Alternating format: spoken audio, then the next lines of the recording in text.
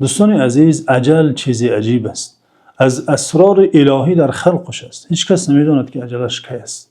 نه اجل خودش را، نه اجل کسی دیگر را. حتی چنین هم می شود که شخص بیمار شود و مردم گمان میکنند که اجلش نزدیک شده، از این دنیا در میگذرد، ولی کسانی که تن صحتند پیش از او میگذرند و اون بیمار صحت میشود. سعدی نیز این معنا را در بیت نظم کرده، گفته شخص همه شب بر سر بیمار گریست، چون روز شد و بیمرد و بیمار بزیست. امام ذهبی مورخ اسلام عیناً مثل همین حادثه را نقل کرده، مثل همین گفته بیت سعدی. وقتا حادثات سال 634 هجری را نقل میکند، میگه در بغداد 7 نفر به عیادت بیماری رفتند. ماه محرم بود. میگه در خانه بیمار در ایوان نشستند. میگه اون ایوان چپه شد، آن همه 7 نفر مردند و اون بیمار زنده ماند. بله دوستان عزیز، اجل سر الهی است. هیچ کسی نمیداند اجلش کی است. بنابراین همیشه باید برای اجل آماده بود.